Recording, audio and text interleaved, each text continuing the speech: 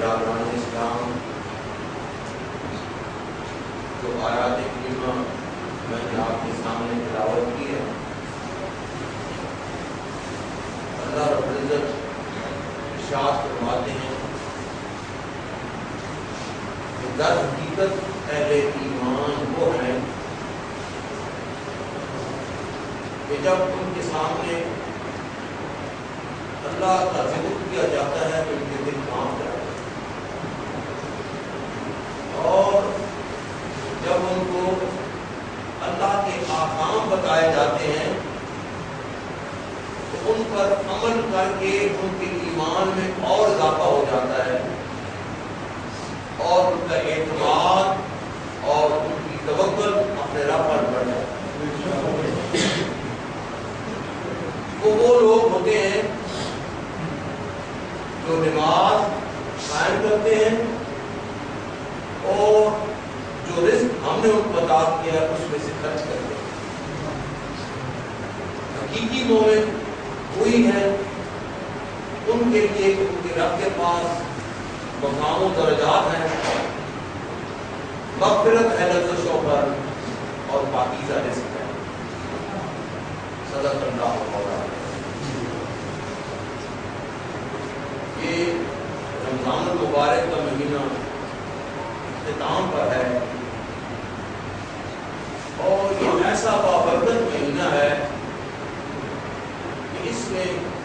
خود بخود انسان کا دل اللہ کی جانب جھکتا چلا جاتا ہے۔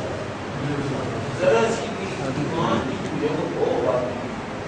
تو اس کا دل خود بخود مائل اللہ تعالیٰ کی جانب اور اس کے ذکر کی جانب ہوتا ہے۔ آپ دیکھتے ہوں گے کہ گاؤں بھی وہی ہوتے ہیں، آبادیاں بھی وہی ہوتی ہیں اور اس میں رہنے والے افراد بھی وہی ہوتے ہیں، لیکن رمضان کی آمد پر ہی مسجد کے نمازوں میں اضافہ ہو جاتا ہے۔ یہ برکات ہیں رمضان المبارک کی۔ امید ہے کہ آپ نے بھی، کیونکہ آپ کا تعلق بھی اہل اللہ کے ساتھ ہے، اللہ کے نیک بندوں کے ساتھ جن کا تعلق ہوتا ہے، اللہ کے نیک بندوں کو اور کوئی کام نہیں ہوتا سوائے اس کے کہ بندوں کو ان کے رب کے ساتھ ملا دے۔ بندے کے ٹوٹے ہوئے تعلق کو اپنے اللہ کے ساتھ اس تعلق کو جوڑنا کام ہوتا ہے۔ یہ جو آج ہم نے پندار بنائے ہوئے نا پیری مریدیوں کا مطالب کے تعویل لکھنا اور حساب کتاب، یہ نہیں ہوتا۔ حضرت داتا صاحب فرماتے ہیں کہ لیست تصوف رسوما ولا علوما، تصوف چند رسموں اور علموں کا نام نہیں ہے، ولکنہ حسن الخلق، یہ تمہارے زندگی گزارنے کے آداب کا نام ہے۔ کس انداز میں، کس ڈھنگ سے کوئی مقتل میں گیا وہ شان سلامت رہتی ہے، تم کس انداز میں زندگی گزارتے ہو اس کا نام ہے لیکن حسن الخلق۔ والخلق علی قسمین، اور خلق کی دو قسمیں، ایک خلق مال خالق ہے اور دوسرا خلق مال مخلوق ہے۔ خلق مال خالق کیا ہے کہ تیری زندگی کا ہر عمل تیرے اللہ کے حکم کے مطابق ہو، اور خلق مال مخلوق کیا ہے کہ زندگی کا ہر عمل اس کی رضا اور خوشنودی کی رضا اور خوشنودی کے لیے ہو۔ تو اللہ کا کام یہ ہوتا ہے کہ بندوں کو پکڑ پکڑ کے ان کے دلوں کو ان کے اللہ کی جانب موڑ دے، ان کے دلوں کو ان کے اللہ کی جانب موڑ دے۔ رسول اللہ صلی اللہ علیہ وسلم نے بھی بات فرماتے ہوئے فرمایا تھا کہ اے انسان، اے اولاد آدم، میں آپ کو اللہ کی جانب بلانے والا بن کر آیا، میں آپ کو اللہ کی جانب، اور اللہ نے بھی آپ کی صرف میں یہ بات بیان فرمائی، بتائیے اللہ ہے، وہ اللہ کی جانب دعوت دینے والا ہے۔ وہ رسول جو میں نے مبعوث فرمایا ہے، انا ارسلناک یا ایھا النبی انا ارسلناک شاہدا و مبشرا و نذیرا وداعیا الی اللہ باذنہ و سراجا منیرا، اور ہم نے اس کو داعی الی اللہ بنا کے بھیجا، داعی الی اللہ۔ تو یہ رمضان شریف کا مہینہ ہے کہ ذکر و اذکار کی جانب خود بخود دل مائل ہو جاتا ہے، اور امید ہے کہ آپ نے بھی خوب اللہ کا ذکر کر کے اپنے دلوں کی اجڑی ہوئی کھیتی کو آباد کیا ہوگا، اور اپنے سینے کی تاریکیوں کو اللہ اور اللہ کے محبوب کے نور سے منور کیا ہوگا۔ حضور صلی اللہ علیہ وسلم نے فرمایا کہ سبعۃ، سات ہیں، سات لوگ اس قسم کے، سات قسم کے لوگ ہیں کہ لا یظلهم اللہ الا لا یظل الا فی ظلہ یوم القیامت ہے کہ اللہ تعالیٰ کے سایہ کے سوا جس دن کوئی سایہ نہیں ہوگا اللہ تعالیٰ ان کو اپنے زیر سایہ رکھے گا. وہ 7 افراد ان کو اپنے زیر سایہ جگہ نصیب ہوگی. ان میں سے کون ہے؟ ایک امام عادل، ایک امام عادل کہ جس کو اختیار دیے گئے، جس کو قوت دی گئی، جس کو طاقت دی گئی، جس کو امام بنایا گیا، جس کو حاکم بنایا گیا، جس کو جج بنایا گیا، جس کو قاضی بنایا گیا، یا دیہاتی اصطلاح میں جس کو ثالث بنایا گیا، جس کو ثالث بنایا گیا اور اس نے عدل کیا، جس کو ثالث بنایا گیا اس نے عدل کیا. امام عادل، عادل امام، امام عادل، عادل امام، امام عادل. اور دوسرا رجل شاب نشا فی عبادت اللہ ہے، وہ نوجوان جو اللہ کی عبادت میں ہی خوشی محسوس کرتا ہے، لذت محسوس کرتا ہے. جب وہ اللہ کی بندگی میں مصروف ہوتا ہے تو اس کی کیفیات اندر کی بدل جاتی ہیں، اس کے اندر کی کیفیات بدل جاتی ہیں، اس کے خیالات و تصورات بدل جاتے ہیں، اس کے محسوسات و جذبات بدل جاتے ہیں، اس کی اندر کی کیفیت ہی بدل جاتی ہے. شاب نشا فی عبادت اللہ ہے. اور تیسرا وہ شخص، وہ رجلان تحابا فی اللہ ہے، وہ 2 شخص جو صرف اللہ کی رضا کی وجہ سے آپس میں ایک دوسرے سے محبت کرتے ہیں. وہ لوگ اللہ کی رضا کی خاطر آپس میں ایک دوسرے سے محبت کرتے ہیں. اجتماع علیہ و تفرق علیہ، اسی محبت پر، اللہ کی محبت پر وہ اکٹھے ہوتے ہیں اور یہی محبت اپنے دلوں میں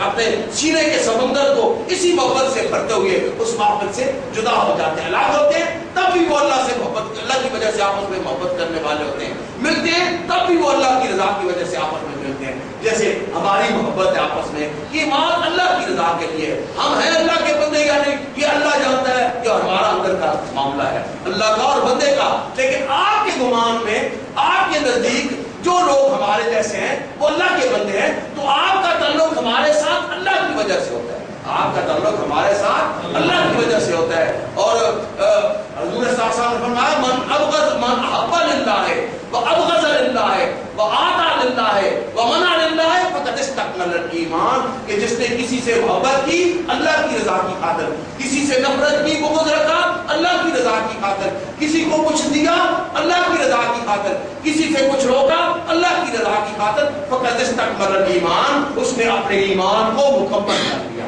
اس نے اپنے ایمان کو مکمل کر لیا، یا اس کی تکمیل کی، طلب کی، اس کی خواہش کی، اس کو چاہا. فرمایا شاب نشا فی عبادت، رجلان تحابا فی اللہ اجتمع علیہ وتفرقا علیہ. اور پھر فرمایا کہ چوتھا شخص رجل قلبہ معلق فی المسجد، قلبہ معلق فی المسجد اذا خرج منہ حتی یرجع الیہ، کہ ایک وہ شخص جس کا دل مسجد کے ساتھ معلق رہتا ہے، کڑا رہتا ہے، لٹکا رہتا ہے مسجد کے ساتھ. ایک نماز پڑھ کے مسجد سے نکلتا ہے، پھر اس کی خواہش ہوتی ہے، ارادہ ہوتا ہے کہ میں دوبارہ لوٹ کے دوسری جماعت کے پاس آؤں گا. رجل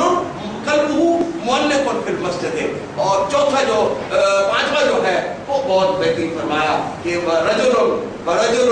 ذکر اللہ خالیا، وہ شخص جو اللہ کو یاد کرتا ہے اپنی تنہائیوں میں، اللہ کو یاد کرتا ہے اپنی خلوتوں میں، خالیاً تنہا بیٹھ کر اللہ کو یاد کرتا جاتا ہے، تو فاضت عیناؤ، اس کی آنکھیں اللہ کے سامنے پیش ہونے سے بہنا شروع ہو جاتی ہیں، اس کی آنکھوں میں ندامت کے آنسو آ جاتے ہیں. آدم علیہ السلام نے عرض کی تھی کہ یا رب انکا سلطت علیہ ابلیس، تو نے شیطان کو میری اولاد پر طاقت دے دی ہے، ولا استطیع ان امتنع الا بک، اور میری اولاد کی طاقت نہیں رکھتی کہ وہ شیطان کے شر سے بچ سکے. قال یا آدم، اے آدم الحسن، فکر نہ کر، الحسنۃ بعشر امثالھا وازیدھا، تیری اولاد میں سے نیکی کوئی ایک کرے گا بدلہ 10 سے دوں گا، وازیدھا 10 کو بھی بڑھاتا رہوں گا، 10 کو بھی، 10 دنیا 70 آخرت اسی سے ہے نا، 10 کو بھی بڑھاتا رہوں گا. والسیئۃ بواحدۃ وامھا، اور برائی ایک کا بدلہ ایک سے دوں گا، اور جب بھی ندامت کے آنسو میری بارگاہ میں بہائے گا اور معافی فرماتا. شیطان نے چیلنج کیا تھا اللہ رب العزت کو، جب ابا واستکبر وکان من الکافرین کہہ کر اللہ رب العزت نے دربار سے نکال دیا تو اس نے ایک چیلنج کیا تھا کہ اللہ میری بات بھی سن لے، میں نے دنیا کے چپے چپے پہ تجھے سجدے کیے، تیری باتیں کی، تو اس آدم کی وجہ سے میری ساری عبادتوں کو جو ہے وہ روند رہا ہے، ضائع کر رہا ہے اور مجھے راندہ درگاہ کر رہا ہے، ایک بار ایک کہنے پیرے بھی سن لے کہ میں قیامت تک آدم کی اولاد کو گمراہ کرتا رہوں گا، خواہ وہ جنگ کی رہنے والی ہوگی، مٹھیال کی رہنے والی ہوگی، عرب کی رہنے والی ہوگی، عجم کی رہنے والی ہوگی، پاکستان کی رہنے والی ہوگی، دوران جہاں کی بھی، میں اس کو گمراہ کرتا رہوں گا۔ تو میرے اللہ نے فرمایا کہ لئین کیوں گمراہ کرتا رہے گا؟ یہ بندہ جب بھی ندامت کے آنسو میری بارگاہ میں بہائے گا میں اس کو معاف کروں گا، جب بھی ندامت کے آنسو میری بارگاہ میں بہائے گا میں اس کو معاف کرتا رہوں گا۔ رسول اللہ صلی اللہ علیہ وسلم سے سعد بن معاذ رضی اللہ تعالیٰ عنہ نے پوچھا کہ یا رسول اللہ، جب یہ آیت کریمہ نازل ہوئی نا وَتُوبُوا إِلَى اللَّهِ تو یا ایھا الذین آمنوا تُوبُوا إِلَى اللَّهِ توبۃ نصوحا، کہ ایمان والو اللہ کی بارگاہ میں پکی پکی اور سچی سچی توبہ کر لو۔ تو رسول اللہ صلی اللہ علیہ وسلم نے فرمایا یہ فرمایا سعد بن معاذ نے کی کہ یا رسول اللہ توبۃ النصوح کیا ہوتی ہے؟ توبۃ النصوح کیا ہوتی ہے؟ آپ نے فرمایا توبۃ صادقۃ جاذبۃ تمحو ما قبلها من السیئات، ایسی پکی اور سچی توبہ کہ زندگی میں جو بھی خطائیں ہو چکی ہیں ہر کوئی غلط کی طرح مٹا کے ان کو دھو ڈالے تمہارے دامن سے۔ فرمایا کہ توبہ ہے کیا؟ فرمایا الندم التوبہ، توبہ یہ نہیں کہ اللہ میں توبہ کرتا ہوں، یا اللہ میں توبہ، یا اللہ میری توبہ، توبہ یہ الندم التوبہ، تو تنہا ہو